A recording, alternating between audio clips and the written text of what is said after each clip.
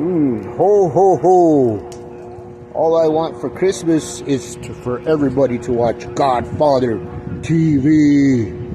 Nigel, my best mate, look, we got some fan mail. Take a look. Lots of letters for the Prince of Darkness. Where you going, mate? Hey, have a look. To Ozzy, what's it like to work with Nigel? He winded me up. Dear Nigel, this bloody... Who's making letters for you? Where are you going? Welcome to Godfather TV with your host, Jeff Dennis, Chuck Insidious, Technical Director, Al Mead. Tonight's guest, Taylor Dennis. This is Chris Bell with Perceived, and you're watching Godfather TV. Hey guys, this is Casey in El Paso, and you're watching Godfather TV. How's it going? This is Gibson Cemetery at Avalon Rehearsal and Recording in Fort Worth, Texas. And you're watching Godfather TV! What's going on, DFW? Welcome back to Godfather TV. We're in the top secret location here. Al is remodeling the old studio back there. It's going to be a water park / Italian restaurant / sushi place. So once we get that up and going, we'll give you guys more details. And they might have blueberry pancakes too. I don't know. We'll cross that bridge when we get to it. But before we go any further, I want to thank our production god back here, Mr. Al Mead. Thank you, brother. All right. And once again, here we go with Mr. Jeff Dennis, the Godfather. Hey, how's everybody doing today? Got a special show for you today. We got this young man, some of y'all might know, Mr. Taylor Dennis. Most of y'all think he's just a bass player for Def Leggend and he has a cool dad. Poser. But there's so much more to him, and we're here to teach you people what's going on. So Taylor, I know you're one of the younger guys on the scene still, but you have actually been playing clubs and stuff for 17 years now. Hard to believe, but wow. Yep. I know, 17 years. So we're going to go back to the beginning and just kind of give us the early days and what got you started into music, and then realizing you wanted to be in a band, and how you became to play guitar and sing, and work our way up into the Revengeance stories. But to start up with your first things you remember about wanting to do music, besides going to KISS when you were 6 years old. Yeah, that had a lot to do with it.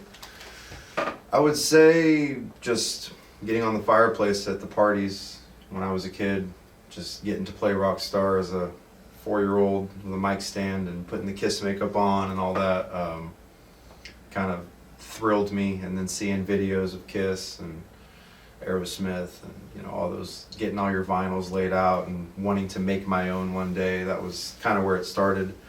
I guess when I was 13, you had already got me a guitar for Christmas, so I was already into the guitar, but I knew about 13 that I wanted to start a band. And I wanted to be a singer, I wanted to play guitar, I wanted to do everything at once. I had to pick something. Yeah, that pretty much was the start of it all. And then I just got my 2 best friends and said, you're going to play this and you're going to play this, and we're a band, we're called this, let's practice. And they were just like, okay. We started working up in songs. my living room. Yeah, started working up cover songs and AC/DC and Priest and stuff like that, old Accept riffs. And remember I learned a couple of UFO songs to really start like learning music. I learned Rock Bottom, and I learned Anytime by MSG. That was one of the first few riffs I learned, and so kind of made me want to learn more and just keep learning. And then I started making my own music, and it wasn't good, but I knew it would be acceptable one of these days, and so I just kept at it. But yeah, it all started when I was a teenager.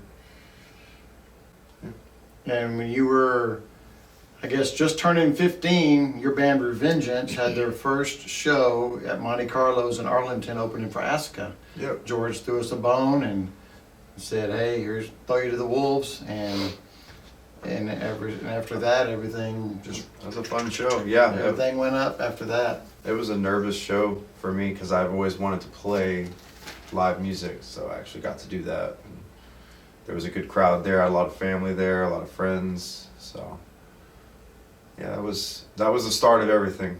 It's never been the same. 2005, May 2005. Yep. You even played some shows with Al's band Zenobia back then. That was Yeah. some good shows at O'Reilly's. Yep, those were And fun. a lot of the veteran rockers in town took you under their wing and taught you some things, right, over the years? Oh, yeah. Early. There's tons of musicians like Chuck and Russell Contreras, Mike Hamill, Christopher Paul. I mean, I've played with all of these guys, and I've just kind of watched and studied on the sideline as a wee lad, and I learned a lot of things, a lot of good things, a lot of bad things. But George, I owe a lot to George for sure. Got us on some pretty cool shows, and all the venue owners and stuff too. Like everyone was real supportive of my bands and letting me play and letting me do things that most kids my age weren't doing. So that was pretty cool. Pretty grateful. I think Revengeance was the house band at O'Reilly's for about 10 years, right? Yeah, about Every Friday or Saturday, or Friday and Saturday, you could catch Taylor for sure at O'Reilly's, if not somewhere else. Well, It was Louis- awesome. Yeah, Louis Ship told me, I think it might have been 2006 or 7, they were the highest drawing band the whole year. Wow. Of all the bands, even the veteran bands. when you play there 52 times. Yeah, no, all you got all those, when you got all the little screaming, no, he's talking about average Oh, crowd, volume. just Okay. average crowd.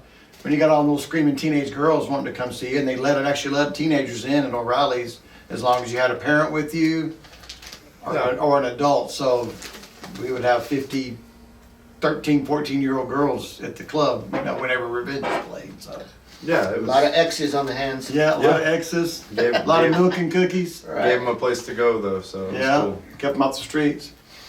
And then your first lineup recorded their first CD with Louis Shoup, who just passed away, bless his soul.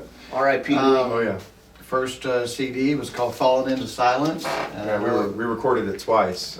We recorded it once, and then our drummer quit, and they didn't want his parts on there, so we re-recorded it with AJ. Yeah, Who also AJ, rest in peace. Yeah, AJ came into the fold in 2006. Yeah, we re-recorded it, and it was better. It still wasn't really good, but it was It's out of better. print now, but you can still find it if you're lucky. On Spotify and all that stuff. If you want to hear it that bad, it's on there. But yeah, we recorded that at his studio, and then printed them up, and went and played a show, and made like $1,000 in merch. Wow. We were like Yeah, 16. the first night y'all made like 1,200 because y'all sold T-shirts too. Yeah. And that was a packed night.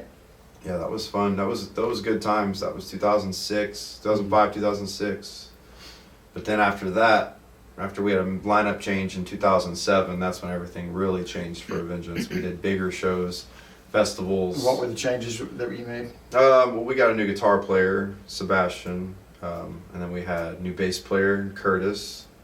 Shout out to them, and obviously AJ on drums. So style change, kind of learned how to sing in key better, learned how to tune my guitar better, so the songs had better structure and it made more sense. So we were asked to play more shows. We did Stephen Piercy, we did like LA Guns, Bullet Boys, Faster Pussycat, a lot of 80s bands in like 08, 07, 08, and then we did Rocklahoma twice.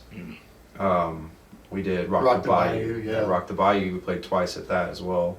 Played with Hellstar and Vane and all them on that side stage. Yeah, And that was good. yeah, Rocklahoma you played the same day as Bonfire and Great White and Twisted Sister and Nelson Yeah, and Nelson? Nelson. Yeah. Yep.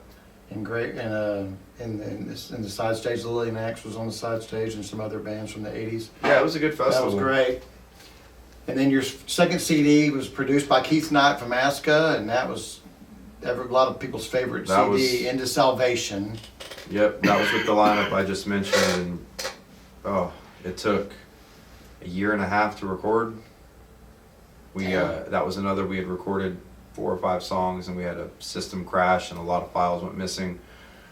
So we had to start over again. That kind of happened with the From Creation stuff. Keith, what's up?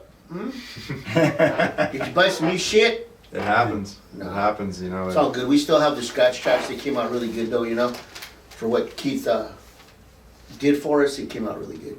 Also in those years while you're crafting Revengeance, you get approached by several of the early tribute bands. Yeah. There wasn't a lot of tribute bands back in 06, 07, but there was a few, and I know the Motley Crue band, the only one there was back then was called Livewire, and he expressed interest to be Nikki Sixx, and they're like, oh, you're too young. These guys were, you know, Harry and Jim and Tommy were all, you know, in their 40s, and here's a 16-year-old kid wanting to play bass for them. They had their doubts until he showed up for practice. And Oh, actually, we went and saw them at a show, and Yeah. the bass player was like not there, and asked me if I knew the songs and wanted to jam. I was like, yeah, let me know. I might have known half of them, but I knew I could get through it. And then after that, I went and learned it all. and he became a full-time member, and he was given the name Nicky 16, so Yeah. rest is history. And then he went on to be in what other tributes? Oh, we did Tooth and Nail, the Dawkins tribute, out of the Cellar. I joined that, what, 07 Troy. or 08. Yep. Yeah, Taylor and I joined the same year. I think I joined like a month after you did. Yeah, I did one show without you, but Fire and Ice, Pat Benatar. yeah, that was later. That was 08, Oh, I 09. forgot you were in that band. Yeah, Yeah, with Jimmy. I mean, I did a small stint with Child of Mine, GNR band. I didn't know that either. Wow. Yep. And then Livewire became Saints of Los Angeles and played with them as well. Filled in for a couple of bands here and there. I did a show with Aska, actually, on guitar. Yeah, when Cool. Daryl was sick. Yeah. George Yeah, called. we brought that up. That was one That of the was first a things we fire- brought up when George Yeah. was here. That was Firewater. Yeah. Yep, that was cool. Yeah. But George. yeah, You also did a little stint with Pretty Boy Floyd. that was during all that You were too. 17 then. Jesus. Yeah, Barely 17. Played 2 shows in Texas with Wayne on drums. And yeah, that was a crazy few months for sure. yeah, so he's had a great teenage years, and then things started really turning around about 2010. You got another different lineup. Yeah, we had a couple members leave. One got fired, I guess you could say. But yeah, we had all new members. I had another band I had started actually called Skyforged. I was just gonna ask you about them. Yep. They were awesome. And it was a little different structured songs, same kind of idea, but it was what I wanted Revengeance to be, and it wasn't happening. And then eventually all those guys were out, so I just kind of made Skyforged Revengeance and brought all those songs over, and we just kind of had a whole sound change. And then we were in talks with this band called Taking Dawn.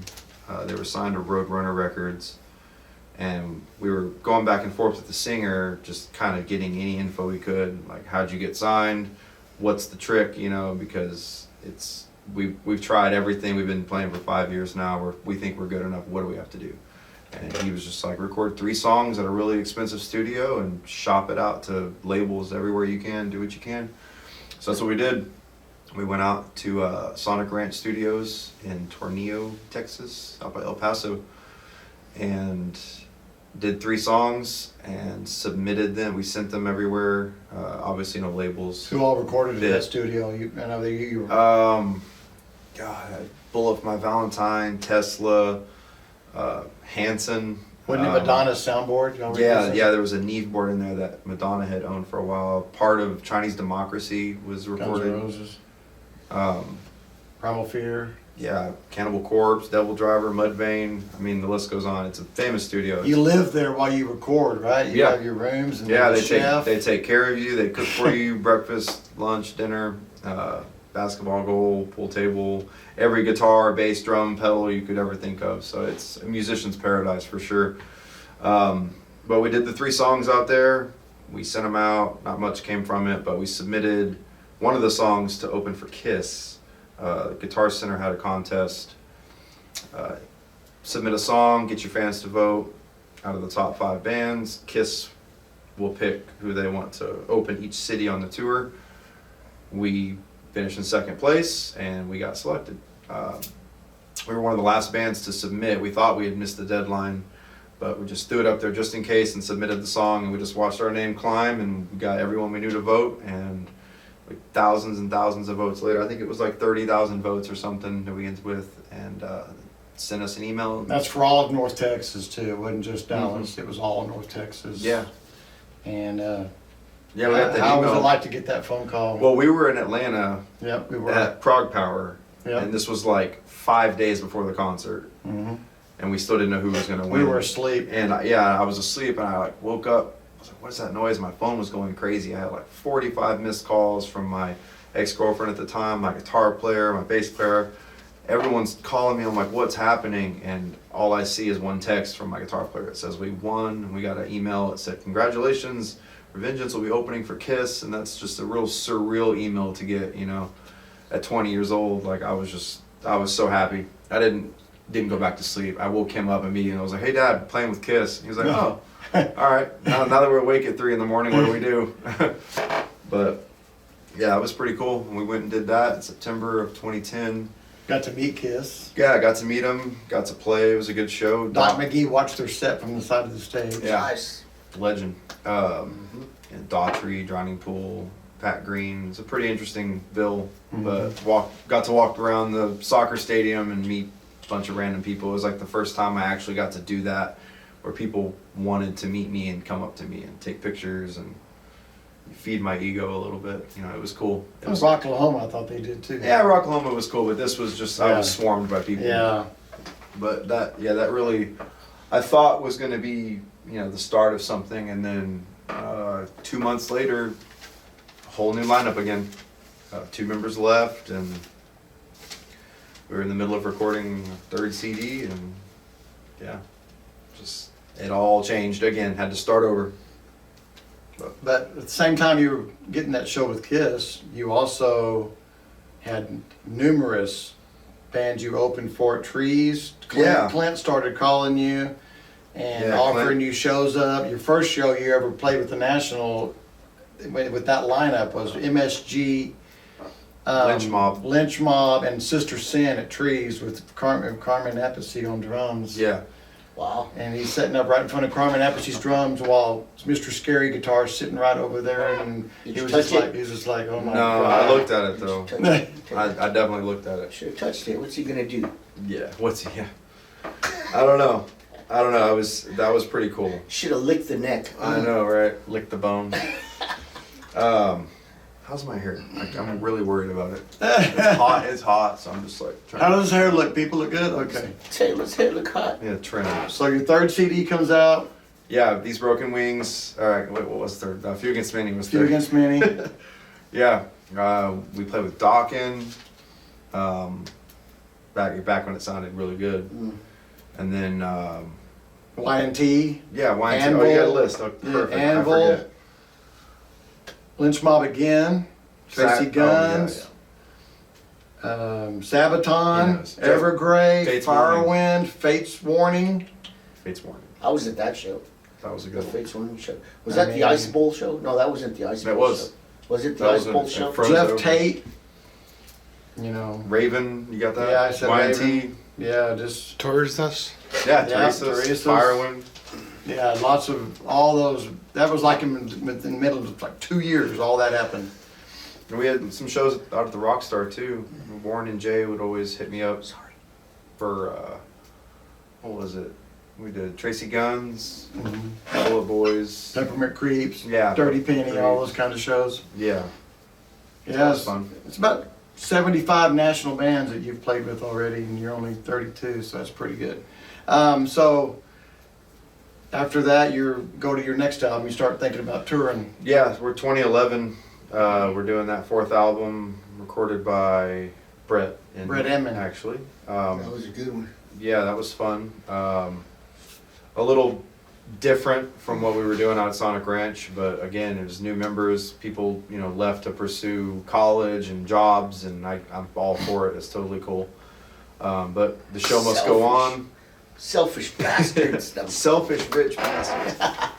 No, I always have a backup plan, you know, just in case, and I had new friends and new band members, and yeah, we wanted to start touring. Like, we got to get out there and grow a fan base, because Dallas is, you know, just a little speck on the map. So a fairly good sized speck actually. But yeah, we booked like a 10-day tour, small tour, just of like the To start emailing clubs and go, hey, Yeah. this band wants to play in your city. How much can we get? And can you get some food? Throw some food in. the old school way. We didn't Yeah, get much just- money at yeah, all. There's hardly any money involved, but It did start some relationships. So when 2012 rolled around, because 2011 was just filled with just playing a bunch of national shows and writing and recording.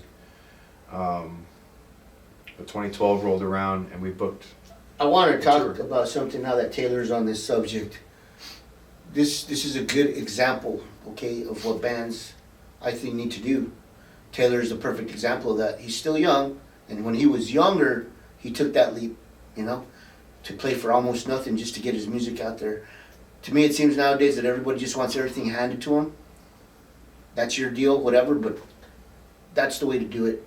And I'm not just saying that because I've known Taylor for 10,000 years. I'm just saying that's the way it should be done, you know. You take the shows if you want to play. If you're into it that much, you're going to take the shows that are given to you and you're going to do what you can in order to make it happen. And that's the way people get somewhere, okay? And, you know, Taylor's still, he's going at it, but one of these days we're going to see him. He's not going to be able to be here anymore. And that's going to be a good day, especially for me, because I'm in several bands with him. It's going to be an honor for me to find a replacement for him. That's all I'm going to say. Hell yeah, appreciate it, man. Thank you. Yeah, I mean, I work hard. I like doing what I do, though, so it's not like I'm, you know, putting in. well, you too guys much were smart work. because you had a lot of merch Yeah. back then, and that's going to, you know, make the money that you don't get from playing there. Is you had 4 or 5 CDs, you had 2 or 3 different T-shirts, posters, signed pictures, pics, all, you know, all kinds of stuff. We had a plan. You know, Yeah. we knew we wanted to film the big 50-day tour. We wanted to film the 50-day tour, make a DVD, Did that. and sell the DVD on the next tour just to have more merch, just whatever we could do. Yeah, we had T-shirts and stickers. Went and all the way to posters. New York and back. Yeah, yeah. I mean, we played all over the country in 2012. We did Tennessee, we did Wisconsin, Minnesota. We played the 7th Street or Pennsylvania. First Avenue, where they. Pennsylvania, North Carolina. But Yeah. did you do Delaware? No, No. I think we went through Delaware for a minute. Did you blink? That's Yeah. from my son's friend, Delaware. All right. But yeah, we were gone for almost 2 months, and that really helped our fan base. We had consistent, you know, streams and sales on online sales and CD sales. We were making a few $100s a night on merch. That got us to the next city. You know, it was literally, we were in a stow and go minivan driving across the country with lights breaking and tires going Hoping flat. somebody let you sleep in the living room, you know, Yep. stuff like that. Yep, I knew it was going to be rough, and it was, but I had to at least experience it once in my Right. life. So Well, that's good, man. There's a lot of us that don't ever get to do that, you know? yeah, So that's going to be one of my many regrets that I have never done that. Never gone on the road to struggle, you know? never I know say it's- never. But it's not, I hear it's not all it's cracked up to be, but that's part of it. You know what I mean? You can't get, nobody rides for free, Taylor. Yeah, there you go. Yeah. One of my regrets too. Huh? Never went on the road when I was young and just stayed there. We did a lot of festivals, but we'd fly out And then come back? do the festival and come back. Yeah. Mm. Well, it's one of these Now, things, also, during this little stint you were doing with Revengeance, you formed another band, another original band, Yeah. called Eden Lust. Talk about Eden Lust, because a lot of people thought Eden Lust should have been the band that got signed. The emphasis on lust is throwing me off because I've always just said Eden lust. It's always been like one word, but I guess it could be said like that. But yeah, it's like a gothic symphonic band, which I'm really into that style of music. The Sentenced and Poison Black and Hymn and Typo Negative and that kind of stuff. It's always resonated with me, that dark aesthetic and the low vocals and the doomy gothic. You know, I really wanted something different than Revengeance that I could, you know, just play guitar in and write music. And I met Torin through my friend Nick, who was in Revengeance at the time, and we started it up, and it worked. It just sounded exactly how I wanted it to sound, and we were playing some cool shows. We had the theatrics on stage, and Torin coming out of the coffin, and blood, and like just the stuff tied to the mic stands and skulls and cobwebs, and like it was a whole visual on top of the music. You know, it was really cool, and we did that for a few years, and then our singer moved to LA, we disbanded, and then we actually got back together last year, right? On my birthday. For your birthday, and we did a reunion show, and we re-recorded a couple of the songs, and we released one of them. It's called "Kiss the Rain." It's on YouTube. We didn't want to let that song just die, so Y'all were on the TV show that was on Channel 21. Yeah, what was that called again? All Jacked Up. All That's jacked right. up. Revengeance and Eden Lust were on, both on there. So he was on there the same month on 2 different bands on the TV show. On So the, that- I was on the same night, the New Oh, Year's the best special. of, the best of special. Yeah, that was cool. Yeah, that was a fun experience too. Yeah, we got to go down to Channel 11. He got his makeup done next to the anchor woman. I can't remember her name. Yeah, I don't know. She was sitting next to you, and y'all were both doing your makeup. Yeah, and our in drummer, he didn't have his pedal, and she's like, "Oh wait, my son's a drummer. Let me call him or something." And she Yeah, called her this son. lady's still on the news. I can't remember her name, but she's on Channel 11. I can't remember her name, but she called her son, rushed He up with a brought a double pedal pedal. up there for him, for Vinny That's Farmer to badass. use. Yeah, that was I remember, now that you mentioned All Jacked Up, from Creation, we submitted and they sent us an email. Well, you guys are going to be on our show at this date, this date. 3 days later, we get an email. The show is going to be closed down. We were not going to film any more episodes. Aw. So we didn't get to do that show. But it would have been cool, Bummer. man. You know what I mean? Yeah, that would have been really It was I cool. saw you on TV a couple Yeah, it was times. cool to be in there. Yeah. Yeah, We'll Was put, it- we'll put a little was snippet it, up right now on when we read. Yeah. this. Was it Karen Borda? Yes. I don't Was it know. Karen Borda? Yes. Yeah. That's Possibly, her. She's yeah. still around. Yeah. Yeah, she's still, she does the morning show now, I think. Yeah. It was her. Karen Borda. I don't know how y'all remember that. Yeah. Because we're old, Taylor. Yeah. We're old. All right. So the final album for Revengeance and the final straw in the coffin and all that. Oh, final straw in the coffin. Yeah, I like that. Let's see. We finished that tour, 2012. Say it, Taylor. We came back. Change members What? again, right? Yeah. Oh yeah, we kept changing members. Yeah. Some of them stuck around too. You know, shout out to Duke. And he was with me for He changed positions 4 didn't he, years. 3 times. Duke 4 recorded years. the He went from drums, man. bass one album to drums one album to vocals. extreme vocals one album. But this last album, we mostly wrote together until our new drummer joined, and he helped write some lyrics. But yeah, me and Duke wrote the whole final album with Scarlet Offerings. We went back to Sonic Ranch. We wanted to have that production again. We wanted to really go big or go home. We signed a distribution deal through Sony Red for a year, which was cool. We were on the Hot Topic online store. We were getting endorsements finally, clothing endorsements through Xavier. We had like I forgot about Xavier. Prestige guitars and Intune guitar picks. You know, just like the little endorsements, we were getting stuff offered to us. We had a manager, Mark Warner. Shout Didn't out to Mark. Roadrunner Mind's Eye Entertainment. No, we did a battle. Roadrunner tried to give a distribution deal. No, it wasn't. We were trying to get a Oh, Roadrunner. but It they was- sent a letter saying they wanted y'all to re-record. Yeah, they wanted. Yeah, they wanted a bunch of stuff. yeah. So I was like, no. It wouldn't have cost. We wouldn't have made anything, or I don't know. But yeah. So we went and got new members. We got a whole new rebrand and image and sound, and went a little more modern. Put a little like "Blow Up My Valentine" kind of vibe into our old school kind of sound, and it worked. It was cool. Doing that album was fun. We did 10 songs in 10 days, just nonstop tracking from like 9 in the morning to like 1 in the morning. Like it was just nonstop. But it was a really good experience, better than the first one because we had the whole band there. It was a whole album. It wasn't just a few songs. We already knew what we were doing going into it. So me and Duke, we spent months writing the album, getting everything ready for it. We went on Halloween night, 2012. We drove out there, and the 10 days we were there, it was just madness. There were musicians dying, and there was the Boston Bomber or whatever. They're in the Boston Marathon. That Oh, really? happened when we were out there, and our engineer, his brother, actually lived on that street. So it was a real stressful time. You know, Mitch Lucker, a famous singer, he passed away on Halloween night. It was crazy. A lot of stuff happened out there, but we got the album. It sounded great.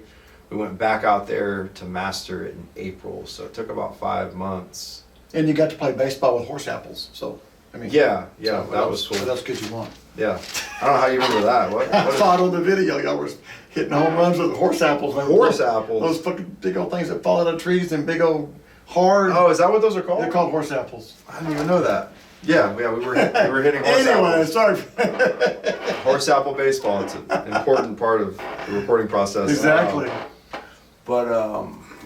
Yeah, we did that, and we were like, let's book another tour. Let's get more merch. Let's go bigger. Just keep hitting it till something happens. And we did that last tour, and the merch, it went well. Some of the shows kind of fell through, and it didn't work out. The whiskey fell through, and a couple other Yeah, ones. because we couldn't get routed out to it. Yeah, it was just unorganized, and it just wasn't working. It was costing money and time. But you did play one good show. Yeah, we did do a show with Blackfoot Brides.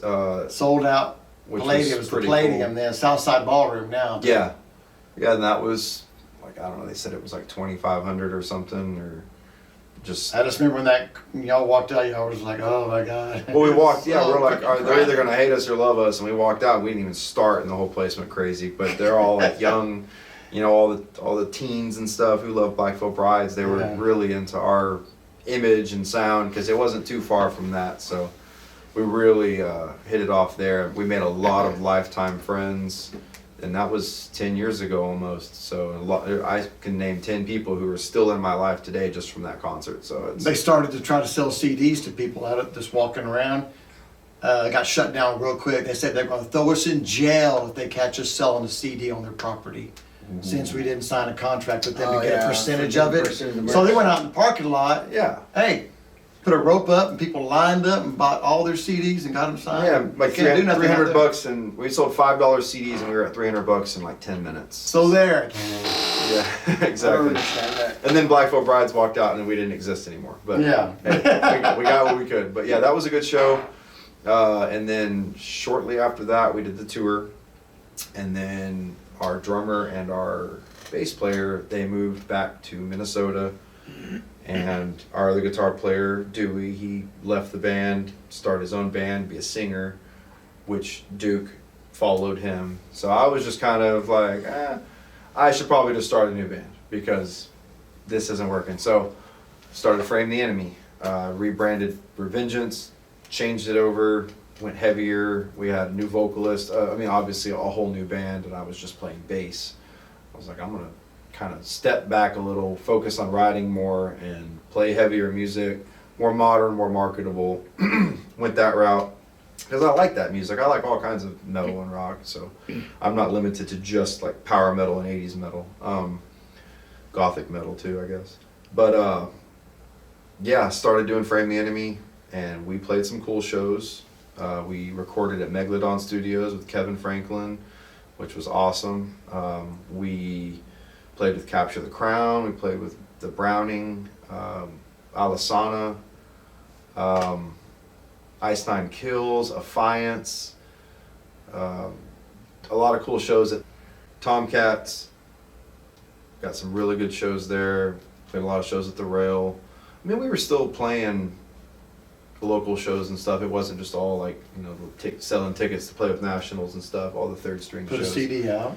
Yeah, we put that EP out, and that was cool, something different, I was still singing, in the band, so I wasn't just like the bass player. But then I started playing guitar, and that was short-lived, a couple of years. We made it 2014, to 2015. 2016, yeah, but that's where I met Nick Troutman, who I'm still playing with today in Euthanasia and Dreamkeeper, and he plays with Revengeance now whenever we play reunion shows.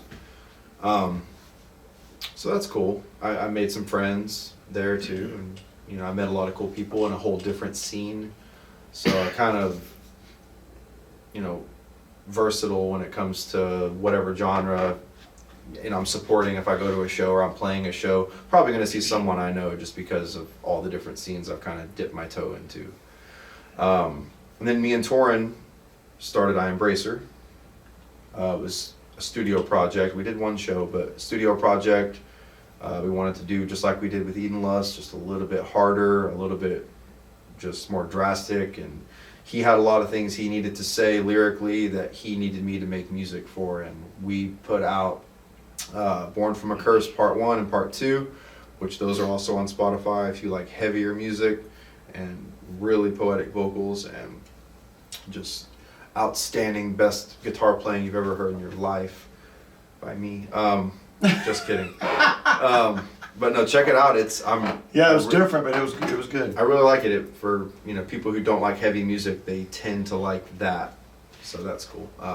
We did the one show with that, and then our bass player actually passed away after that show. So we were just, that was the third band member because our Edenless keyboard player, rest in peace, Corey Stewart, he had passed away. So it was two big ones in 1 year for us. And that was rough. So we stopped. We didn't book any more shows, and I started Dreamkeeper, which. In 2016, I started writing that stuff, and that's been what I've been really focused on as an original artist for the last 6 years. Is Dreamkeeper. We've done some really cool shows, and we recorded an album.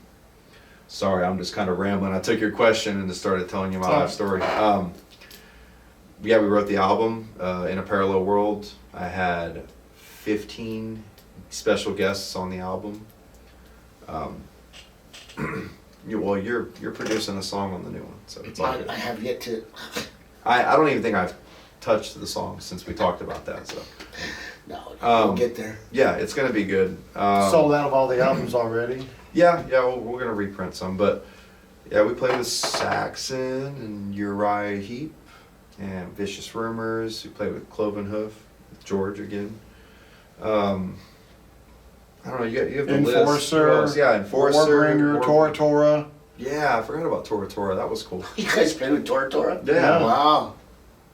Oh. Yeah, it was supposed to be Steelheart. Yeah. Steelheart. Steelheart.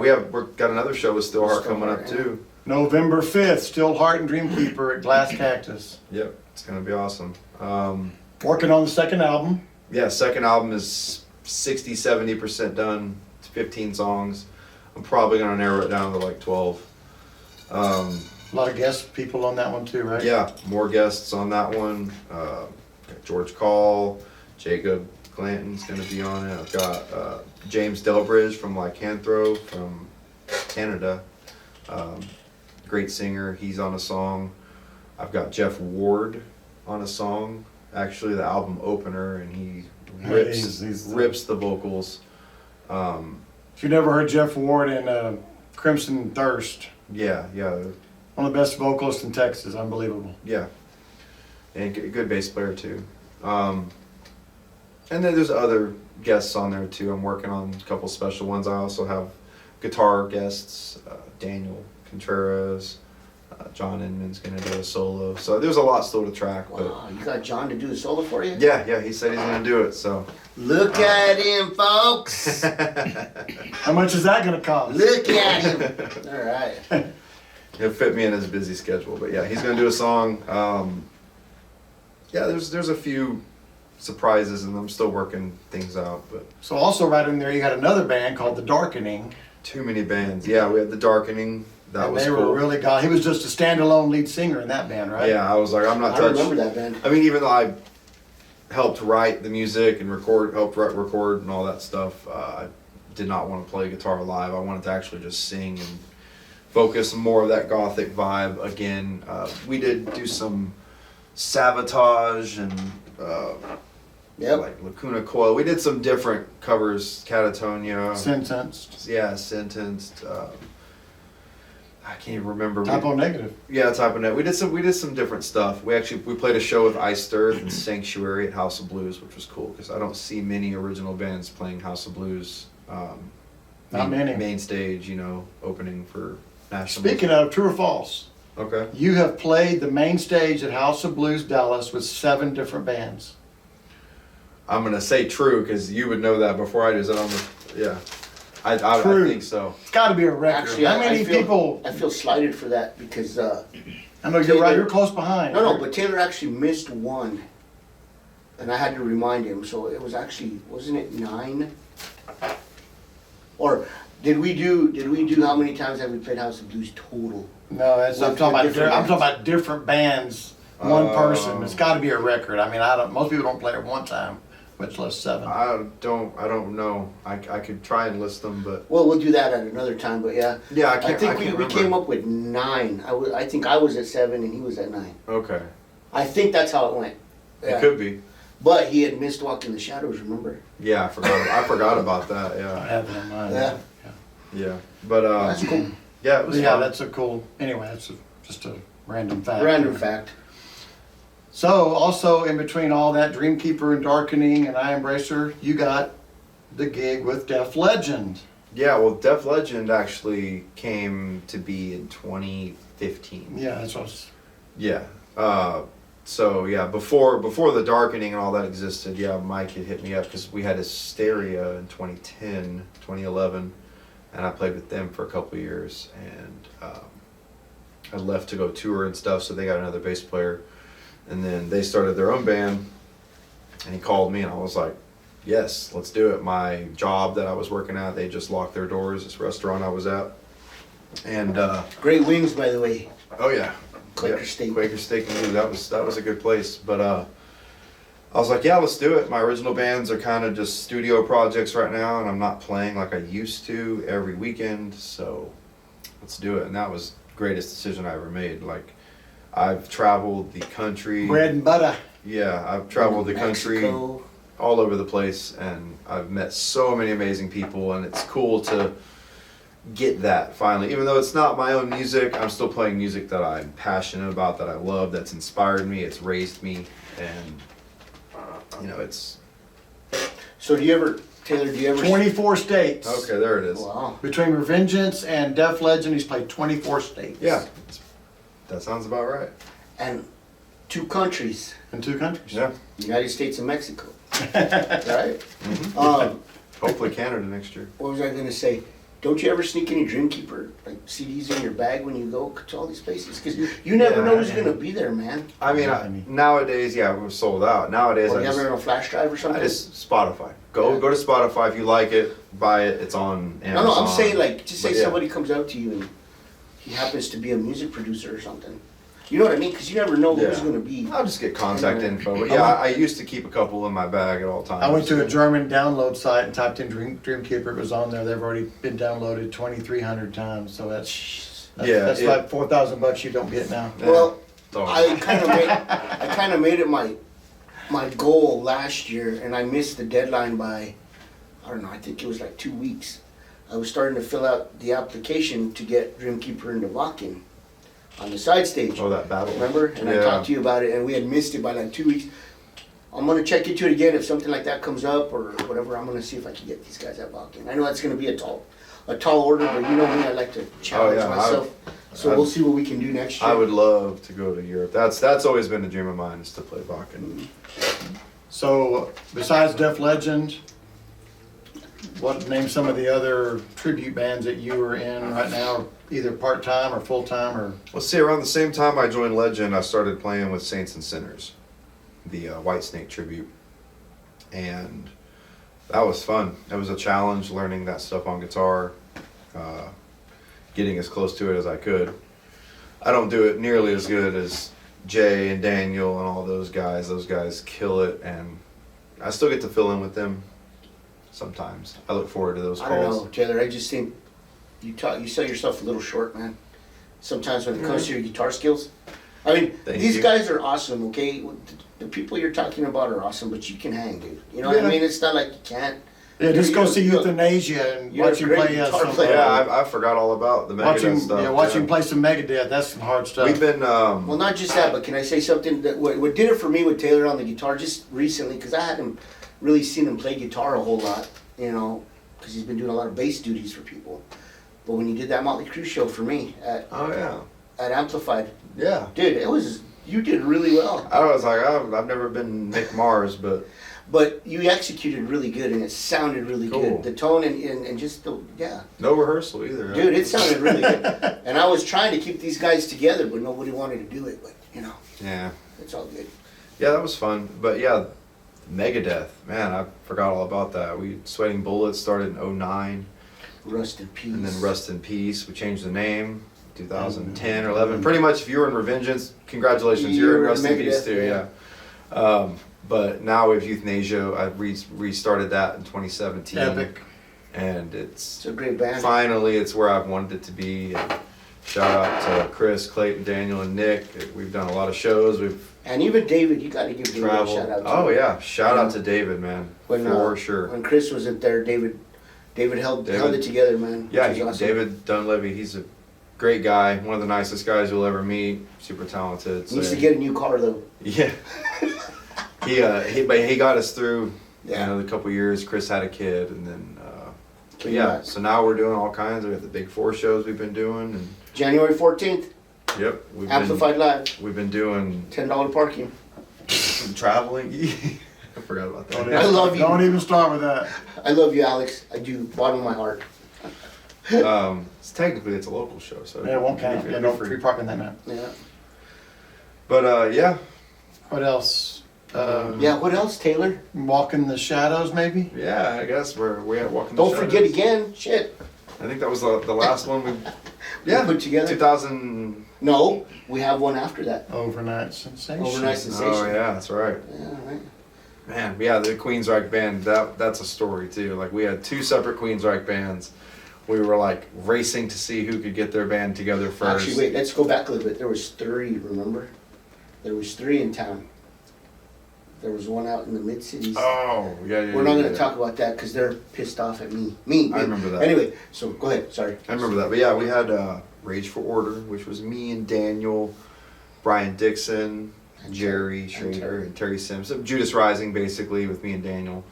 Well, it's Judas Rising anyway. It's freaking Judas Rising. Taylor's in Judas Rising now for a couple gigs, you know? Yeah. Daniel's a in permanent Judas member. Rising, yeah. So yeah. Kind of worked out. Yeah, there you go. That's cool. Yeah. But yeah, we see, so I had the couldn't. Taylor had the band together, right? And he had that, and I had the singer. I had Jacob, and I had talked to Jacob probably a year previous to me and Taylor talking, and Jacob kept saying, "When are we doing this? When are we doing this?" Go, patience, man, patience. You know, I'd called a whole lot of people, and we tried to get it together. It didn't happen, so I just went to Taylor and I go, "Hey, man, what's going on with your deal?" So we kind of said, well, why don't we just put this thing together, you know? Yeah. I mean, Taylor had to do a little bit of damage control there, but it wasn't as bad as we thought, and I give credit to Terry Sims, especially Terry Sims. Oh yeah, I mean it was Terry's idea really to get that going, and he's a great drummer. He's Brian a great Dixon, guy. Great guy Dixon above Ellis. is an amazing vocalist, obviously. Jacob's just an anomaly, and playing with him, and then everyone else who came with Tim and Dan, Rick, meeting Rick Reed. He's one of my favorite people in the world. Right. I wouldn't have ever really met him if it wasn't for John Inman, so that's cool. It's just this huge circle of people in the scene that I've... David from Power of Omens. Yeah, David Gallegos, shout out to him. Everybody, just so you guys know, David's kind of fighting for his life right now. He has the big C, and he's doing well, going to treatment, and he has a great outlook, and we wish him all the best, man. We love you, David, and we're here for you, brother. The whole community is here for you. Sending your love. We're sending good vibes out to you, brother. Yep. Yeah, it's gonna suck not playing with him the rest of the year, but he'll be back. He will. But who do you have? We got Jesse Gallegos. We got another Gallegos. Yeah, another Gallegos. So we just He plays guitar. Yeah. See, that's what happens with me. You see that? It just happened with Jesse. Yeah. I just want people to know Jesse. He's our bass player in Kill 'Em All, and yes, he plays guitar. He's actually a guitar player first, and a bass player second. So. Wow. Jesse. We were going to start a Toto tribute band. We still are. That's going to happen. Hold the line. I don't know what we're going to call it. I don't know. But anyway, Jesse is probably the best guitar player nobody's ever heard. I just want you guys to be prepared for that. He's I can actually put him up there with John and Scott Stein and those guys. Once you hear him play, you guys will really, really, really enjoy it. And he's one of these hidden talents. So he's going to be our new sub for now until David gets better. So we couldn't ask for a better guitar player. Oh yeah, and a better guy. So we got some good shows coming. First rehearsal is Friday. Yep. It's going to be fun. Right. Yep. Queensryche has always been one of my favorite bands, my biggest influences. So getting to play the music of Def Leppard and Queensryche, just 2 of my top 5 most inspirational bands. It's every single night. It's so much fun. I never dread playing that music. So. Then you also got your rap band back together, kind of. Yeah, Out of the Cellar. Yeah, we're doing a couple shows a year. Got guitar on that. Yeah, we got a new singer. Jacob took over the singing duties for. Are you going to be doing the Kingdom Come next time? Don't know. If he calls me, I'll do it. Well, Taylor said he already knows his stuff. We're doing the 35th anniversary of the Monsters of Rock, right, Jeff? Yep. Texas Jam. Yep. Was part of the Texas Jam. Next summer. Dates for that will be coming soon, but you know. Yeah, that'd be cool. And I have a couple other projects in the works. I've got a Skid Row band called Monkey Business that we're working on right now with Justin from Def Leggend, our vocalist, who Dude, he's good, man. is an insane vocalist. It's hard not to just grin on stage when you hear him sing because he hits all the notes. He sounds perfect. That's good. You're gonna be in Skid Row. Yeah, and I'm playing guitar in that suit too, which is really cool. So I'm definitely looking forward to that. And we've actually been working on a Nickelback tribute band. And you can laugh all you want, but Nickelback laughs all the way to the bank. music's amazing to play. I mean, it's not hard.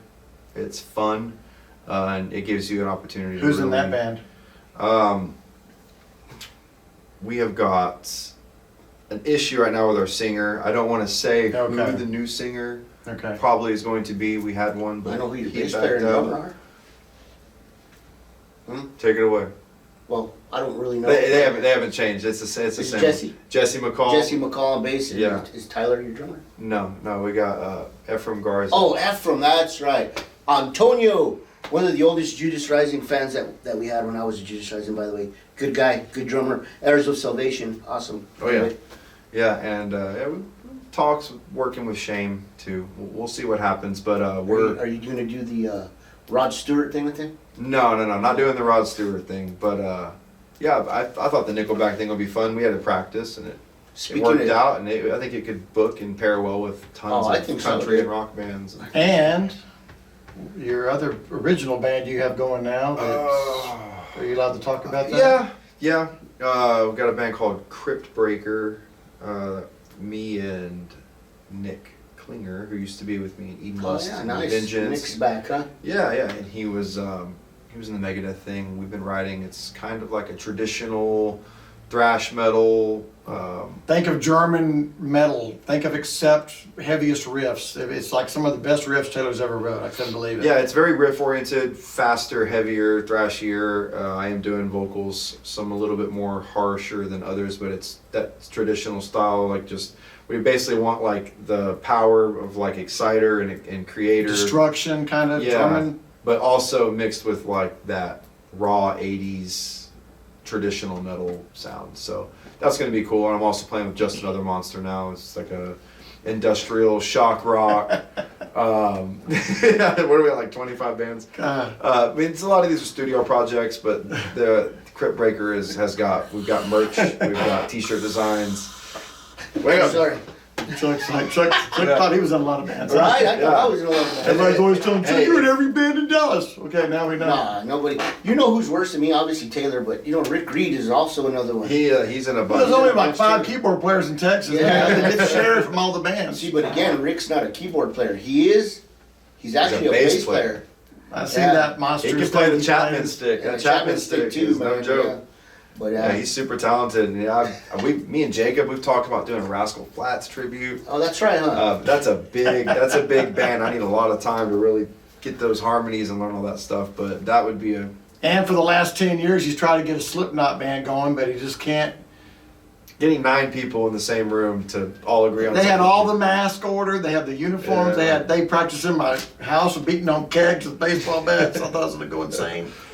But it almost happened several times. They sounded really good, but it's just so hard to get that many people. Yeah, we were close, and then COVID hit, and it's like, we gotta just forget about it, move on. But yeah, I don't think there's any other bands I'm missing. Blonde Sabbath. I've been playing with Blonde Sabbath a little bit. So yeah. See, but that's what you have to do, man. If you like Taylor, that's his job, kind of. You know, you have an 8 to 5 now, though, right, Taylor? But previous to that, that was Taylor's job. So what he's saying is he's busy. Yeah, he's busy. Yeah, I have a 2-year-old too, which is when I'm not busy, I'm still busy. But yeah, it's been fun. I mean, that's a lot of stuff that's happened in 17 years when you actually talk about it all and lay it out. Dude, that's more than some people's actual playing career, you know, just the casual the player, you know what I mean, that wants to do shows and stuff, dude, you've done, I don't know, 4, 5, 6 careers maybe, you know, in the short time. Well, you've he's been put around. out 11 CDs. He's played 24 states, and he's open for like 75 national acts. He doesn't like to brag, but I like to brag. So Well, that's okay. there we go. I mean, I've done a lot. You got to be proud. I've done a lot of stuff, and I'm totally happy with where I'm at. Of course, a lot of it's the people you're working with too. Yeah. It's not anymore about being famous and touring the world all the time and playing festivals. Like, I'll do what I'm doing now, focus on my original stuff. You know, if it hits in other countries or whatever, awesome. But if that call ever comes from somebody, if that call comes, yeah, You gotta be ready, dude. I'll be going. Don't worry. didn't you send a tape of yourself into Sebastian Bach? Sebastian Bach, yeah. When you were like 17. I might have been older than But that. he ended up hiring a kid that was younger than you. Yeah, he wanted someone young and that no one knew, so I was like, that's my perfect opportunity. But, yeah, the dude he got's just shreds. So. There was a rumor going around too that Taylor auditioned for Evergrey. Like, yeah, I heard somebody say that you sent in some stuff to Evergrey at some point for when they were looking for a bass player. I think what I did was I sent an email because I had emailed Tom England before and told him just how much of an inspiration he was, and he had replied back. So I had his email address, and I think when they lost 3 of their members, I had sent him just like a video that we had done or something and said that, hey, I'm a bass player. I took my most Evergrey looking picture and sent it. I was like, hey, I'm a bass player, guitar player, whatever you need. If you need someone, just, you know, whatever. It's like, oh, you're in the States and I'm over here. I don't think it's going to Yeah. work out. So I'll totally be a hired gun, though. Like, if I get to be in one of my favorite bands, or even a band that I just kind of like, and I get to just do the tour life one more time, and that would be perfectly fine because I get to travel so much and I see so much with doing the tribute stuff, especially with Def Leggend. I can't complain. And this year or next year, it's going to be, we have West Coast coming in now, so it'll be probably closer to 34 states by the end of next year. So You know what? I haven't asked anybody yet. I should have asked. Well, actually, Taylor and Darren have been the only kind of tribute people we've had. So, how does the tribute scene compare in other places in the country to DFW? I mean, have there been other tribute bands that have opened for you in different states? yeah. And how does it compare? I think I want to say that we have the best tribute scene that there is as far as the quality of bands, definitely the quantity. But there's been a few bands up north in Minnesota. We had a few tributes play with us, and I know in Houston there's a lot of really good tribute bands. Houston has a big scene too, man. Yeah. Big scene too. But I still think DFW takes the cake, man. You know what I mean? Yeah. Like you said, quantity here is vast. There's a Quality, tribute for every band there ever recorded an album. There's one here in town. I don't think there's very many other cities that can claim that. You know that. There's an a tribute orchestral maneuvers in the dark tribute Yeah, band. exactly. But they have one hit. So Exactly. Wow. Never even heard of that, but yeah. There's tribute bands around the country. There's a couple good ones in Kentucky, and Kid Kentucky is a good one, the Kid Rock band. Just here and there, and we find them and we play with them usually. There are also some really bad tribute bands, but we don't have to get into that. Right. But as far as original scenes go, I'm just gonna say that I do not think that we have the best original scene. Oh no, it's dying here, dude. Especially just after going around and seeing touring and just seeing how venues promote and how bands promote and how they draw and how they just do things. Like there's some places they don't even mess with tickets. They don't do all that. They do free shows. It's a real, like, I feel like in Dallas there's a lot of elitists, especially with extreme metal, death metal, that whole scene. Your Pantera crowd, which I love Pantera, don't get me wrong, but I think there's a lot of elitists out there, and if you're not doing this way, you know, just like everyone else is, then you're a poser, you're not good enough, you suck, whatever. I've had to deal with that my whole life, you know. Oh, you wear makeup and you don't like Pantera, get the hell out of here. No. You get the hell out of here. So yeah, seeing places like Minnesota and Florida, Missouri has a really good original scene. there are so many good bands, and they're all so supportive, and I never see anyone talking bad about anyone. And you know, just it's mostly just that like death metal crowd in Texas. It's just it's sad. There are some great people in that scene, and you know, bands and promoters and whatnot, but there's a lot of snakes and a lot of negativity, and it's just it makes me just glad that I'm not really in that scene, the extreme metal scene anymore. But as far as tributes go, yeah, we run it all. We're the best for sure. I say so too. All right, we got a couple more segments here. One of them, we'd like to take some calls from the audience, and we have a couple here. And what do you want to say? Hello, Godfather. Hello, Chuck E. Having regular party time. Have a question for you guys tonight. Have a sexy time with rock and roll backstage.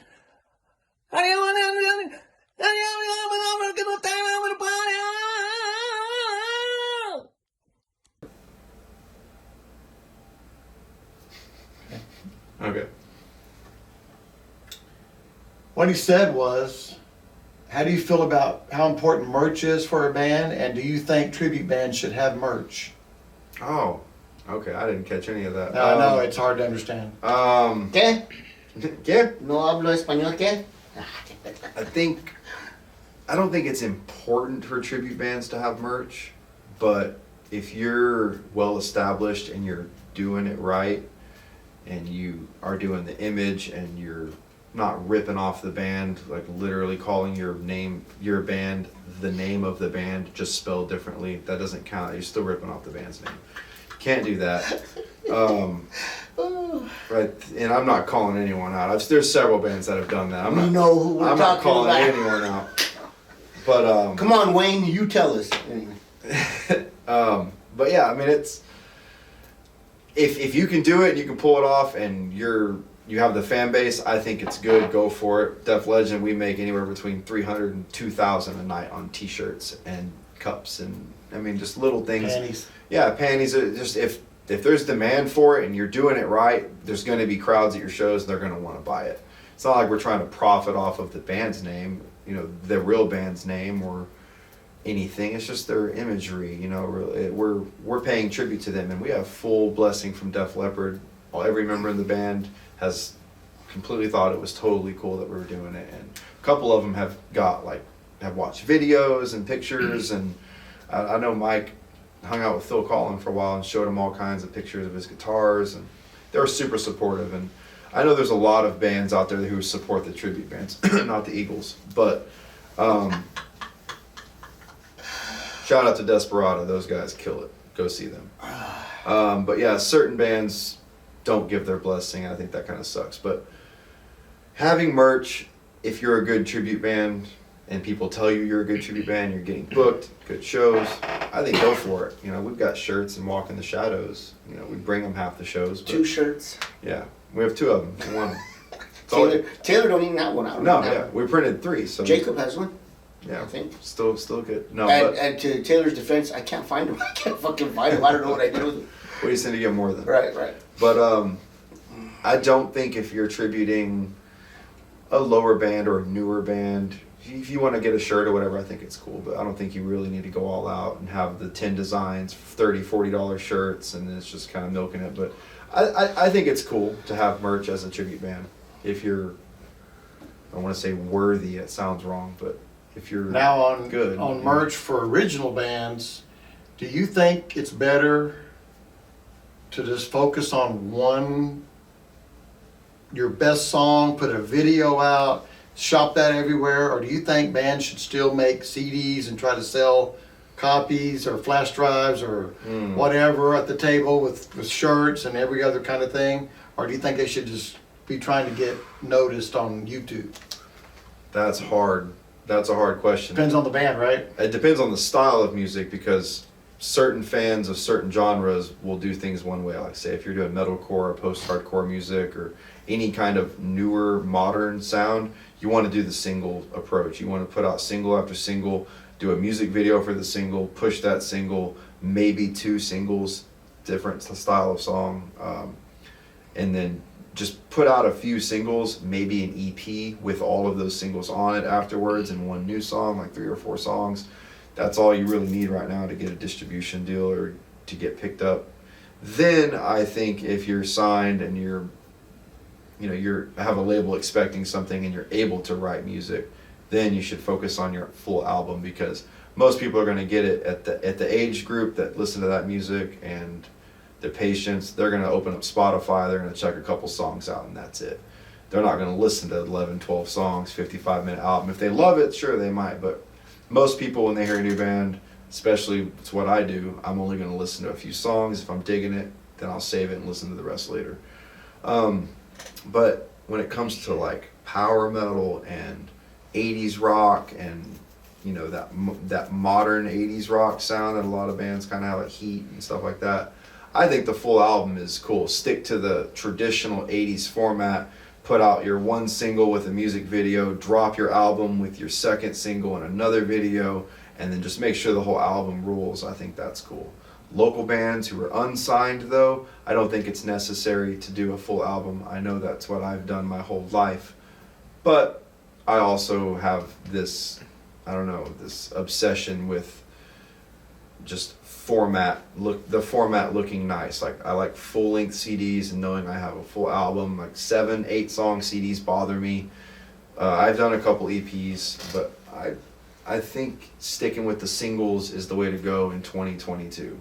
Like, I agree. Yeah, but people still look for hard copies of everything. People want to go to the table, buy a picture that's signed, or buy a guitar pick, or a drumstick, or Vinyl's coming back. They want a cool T-shirt, not just some piece of crap. They want a cool T-shirt. But what you're talking about, Jeff, and I've kind of learned this over the last few weeks we've been doing the shows, that's our generation. You know what I mean? It is, yeah. That's why the style of music depends. What a lot of bands aren't doing is that, from our generation, they're not adapting to the times. I'm sure there's some of them that are doing that, but they're not adapting to the times and the way things are done now.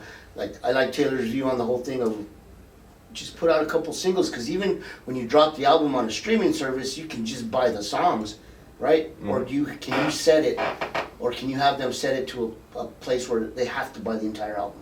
No, you can do. You can buy every. You can set the price of the song if you want to sell it for $1.29 or whatever. Most people just do $1, but when everything's on Spotify and Apple Music and YouTube, they can hear it for free anywhere. If you want your music to be out there, right? I mean, royalties aren't much. I mean, maybe $20-$30 every few months off of sales and streams, which is cool. It just goes right back into making sure the album stays on for another year. But eventually, when the next album drops, I'm hoping get the numbers up. Then they see there was an album before, then they can go easily listen to all the music you've done. Yeah. Same with Revengeance. All that stuff is on Spotify. You can go listen to 5 full albums right now, and I'll make 16 cents if you go do that. So help me out. Hell yeah. We also got a letter mailed to us from a fan. And they said back in episode 4, you had a video of Ozzy and his dog. Is there any way we can get more video of just the dog and maybe leave Ozzy out? So, we'll see. We love you, Webb. We love you, man. Also, I guess we close it out with a top 5. We like to do top 5s around here. Today we're going to do top 5 vocalists, which are your 5 favorite. Personally, not just because everybody else likes them. Who influenced you? Who do you like to listen to? And we're going to go around the room here, and we're going to do it. We'll start with Taylor.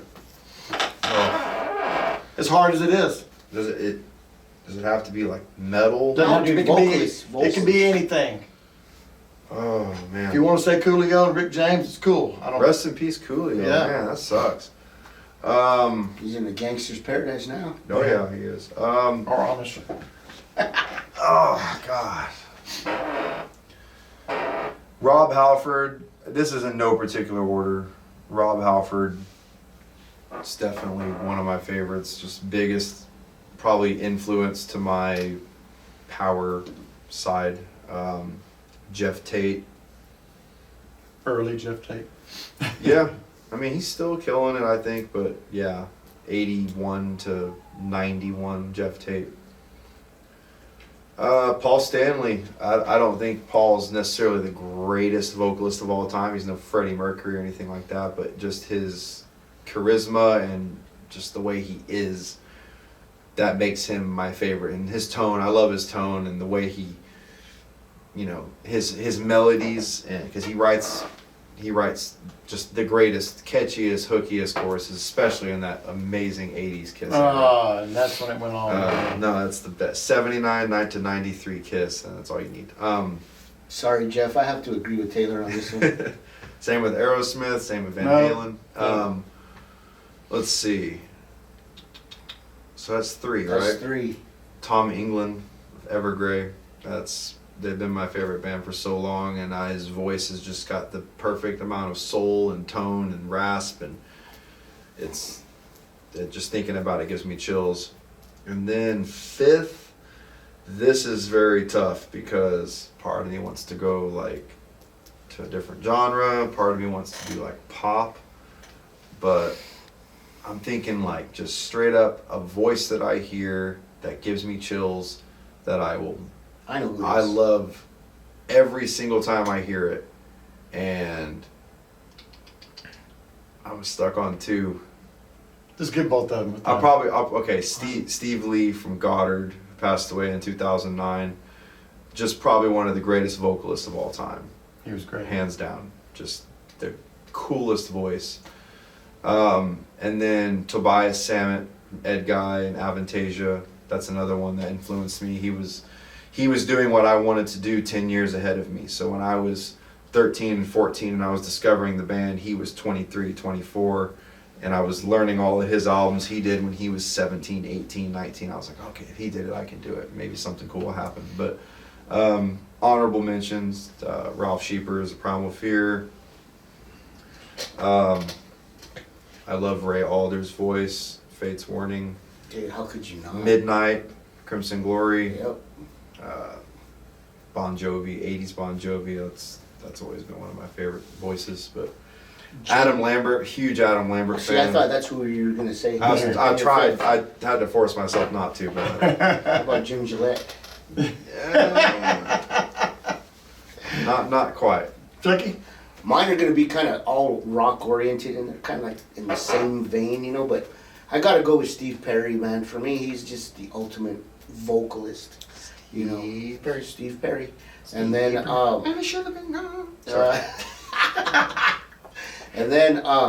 my set, well, again, no particular order, but I have to honestly say Steve Perry's my absolute favorite. But Jeff Scott Soto, I just love his voice. He can sing the phone book for sure. Yeah, for sure. I just love the way he sings. Jolene Turner, gotta give Jolene Turner a shout out, man. That stuff. Obviously, he's a great singer, but I just like the stuff. He's bald now. And he's bald. He's been bald for a while. He's wearing a wig. He's like embracing his bald. Yeah, now. It's very unique. He lost his hair. I'm not used to that. The stuff he did with Yngwie and Rainbow, you know, just insanely good. Insanely good. Deep Purple too, right? Yeah, he sang with Deep Purple for a while, but like Death Alley Driver and Sunstorm rules. Yeah. So that's three, right? And then Ray Alder for sure. Just Fate's Warning is just God to me, you know what I mean? Parallels, that's one of the greatest albums of all time. I got turned on to Fate's Warning, No Exit, but I heard a couple songs I wasn't too thrilled, and then later on when Perfect Symmetry came out, that's what did it for me, man. That's when they hit their sound. Right. Sure. And then number 5 is going to surprise everybody, but dude, Bon Scott, hands down one of the best vocalists ever for me. You know what I mean? So that's my 5. For that style, for sure. That's my 5. He was a great frontman. Yep. Well, mine's always been Rob Halford. I mean, I was turned on to Priest when I was like 17, and that voice, I've never heard nothing like that. It just took me off guard, and I've been a huge fan ever since. Old school Priest, more so than new school Priest, but hey, I like it all. Midnight, like he said, from Crimson Glory. Oh my God, that dude is unbelievable. Got to see him three or four times, and just fantastic. Mike Viscera. A lot of people don't know who he is, but he was in Obsession. He sang for Loudness. He sang for Yngwie. He's been in 10 other bands, but Joe Stump too, right? Yeah, Sing with Joe yeah, Stump? that was Reign of Terror. Yeah. just one of my absolute favorite vocalists. James Neal from Malice in the 80s. He sounds just like Rob Halford, which is why I like him. Everybody says he copies Rob Halford, but I don't care because he nails it. And I got to go with Robert Plant because I was a huge Zeppelin fan my whole life. They were my whole childhood.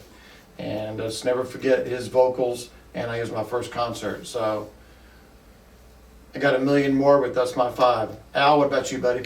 Well, I like everything you guys said, so I'm just going to add more names to the pile. Okay. Yeah. Eric Adams, Nice. there you go. Fabio Leon, Oh, yeah. Rhapsody or Ingra? He's Both. in every band. yeah, whichever band he's in. Camelot. Yeah, he sang with so many bands. Tommy from Camelot is another really badass. Seventh Wonder. And one I've been listening to lately is Emma Watson from Serenia, their newest singer. After seeing them on the boat, and she was so badass. And I need one more, right? As many as you want, Al.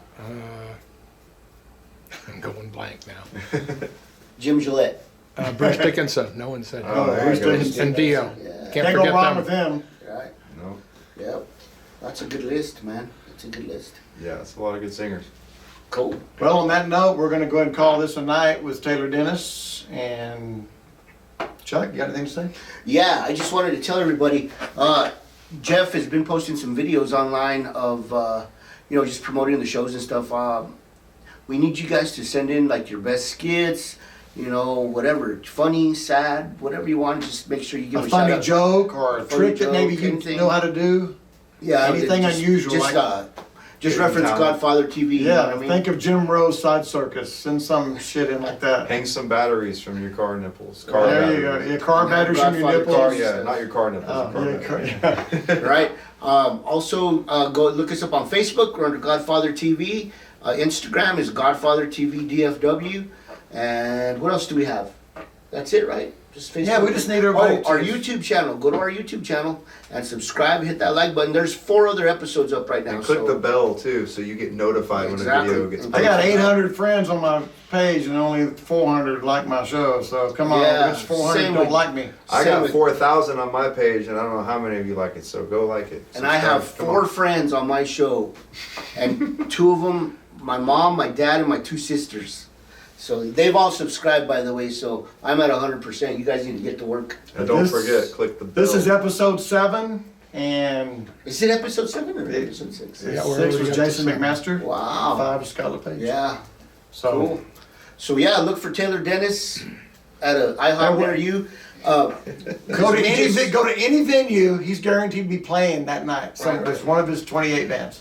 And you can't fathom the fact that Taylor loves toast. I will not spend $6 for toast. Can't I'm fathom sorry. spending $6 I on cannot toast. fathom that. That's just so absurd. I'm still on that. Quit $6 ordering for garlic toast. toast at 4 in the morning too. They They didn't have garlic toast. That's why you IHOP got and toast. Denny's had garlic toast forever, and I like garlic toast with my breakfast, and they didn't want to do it for me. They Neither did IHOP that night. Remember? Yeah. You threw a fit at IHOP. just because they used to do it. What changed? Taylor goes, $5? I can't fathom paying $5 for toast. It's dry and it's horrible. Take it off. Take your off. It was, and he It's did, only he was $2 at Denny's. He Right, did. right. Yeah. You can buy I two can buy loaves- a 2 loaves of bread for $5. Yeah, I'll butter it myself and put a piece on everyone's table. But And I'll anyway, still- yeah. for Jeff, Taylor, and Al, I'm Chuck, and I'm gonna leave you with these 4 letters: MUYA. We're done. All of them. What have you been playing at? I'm the Prince of Darkness. Nobody wants to talk to the Prince of Darkness. And the last wise man who has not yet arrived will come on to thee and say, "Watch Godfather TV." Oh. This is Jennifer from the Rebel. Watch Godfather TV. Hey, this is Eric from the band Mask, and you're watching Godfather TV. All right, hey, it's Chris Sheridan from Sweet Savage coming to you, and you are watching Godfather TV. This is Adam, and this is Chase from Vendetta. You're watching Godfather TV.